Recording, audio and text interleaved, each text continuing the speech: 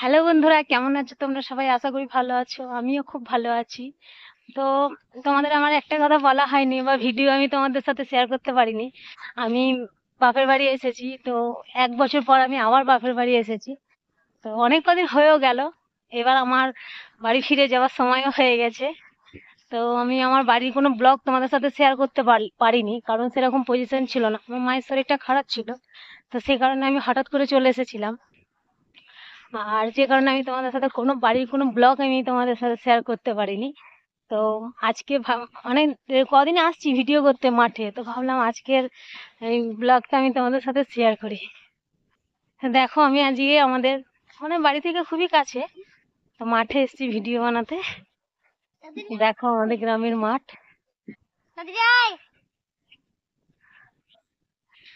তো খুবই ভালো লাগে আমার, মানে অনেকদিন পর আসি তো, মানে আসার পর আর বাড়ি যেতে ইচ্ছে করে না, মানে সে কি বলবো। তো যেহেতু অনেকদিন হয়ে গেল, আমাকে ফিরতেও হবে।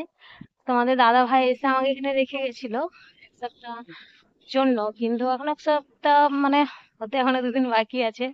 এবার তোমাদের দাদা ভাই এসে আমাকে আবার নিয়ে চলে যাবে, এই ভেবে মনটা খুব খারাপ হচ্ছে।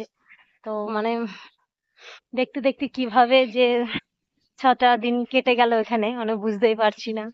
তো কিছু করার নেই, বাড়িতে ফিরতেই হবে, তাই না? তোমাদের দাদা ভাই বাড়িতে একা একা আছে, ওরও খাওয়া দাওয়ার অসুবিধা হচ্ছে। বছরে একবার আসি তো বাপের বাড়িতে, মানে কি বলবো, খুব ভালো লাগে। আবার বাড়ি ফিরে যেতে খুব কষ্ট হয়। তো যে কারণে তো আমি চলে যাব। আমারও আর বেশি দিন এখানে আর থাকা হবে না। তো আমি ভাবলাম তোমাদের সাথে একটু অন্তত মাঠে ভিডিও করতে আসা ব্লগটা তোমাদের সাথে শেয়ার করি। তো বন্ধুরা, আমি যেখানে ভিডিও বানাবো ফাইনালি আমি সেখানে চলে এলাম।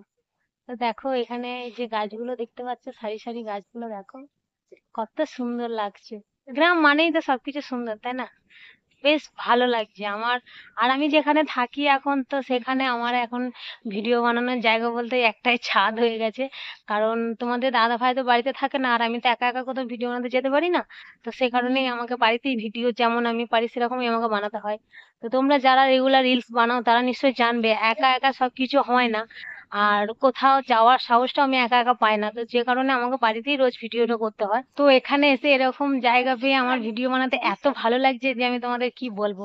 মানে আমি ভাবছি যে আমার বাড়ির কাছাকাছি যদি এরকমই কোনো সুন্দর যদি জায়গা থাকতো, আমি রেগুলার মানে ভিডিও বানিয়ে না এত মজা পেতাম, মানে যে কি বলবো, তোমাদের আমি বলে বোঝাতে পারছি না। তো বেশ ভালো লাগছে, আর এত হাওয়া দিচ্ছে এখানটা।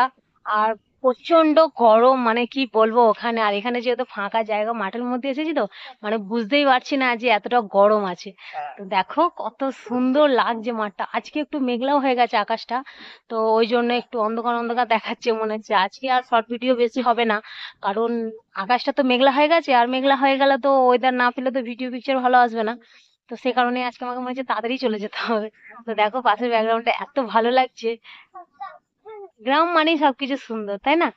তো তোমরা যারা যারা গ্রামে থাকো তারা নিশ্চয়ই জানবে গ্রাম মানে সবকিছু সুন্দর।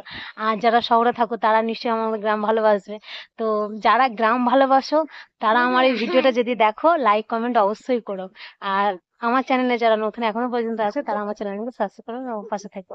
আর আজকের ভিডিও আমি এই পর্যন্তই রাখলাম, আর দেখা হচ্ছে পরের ভিডিও। তো টাটা।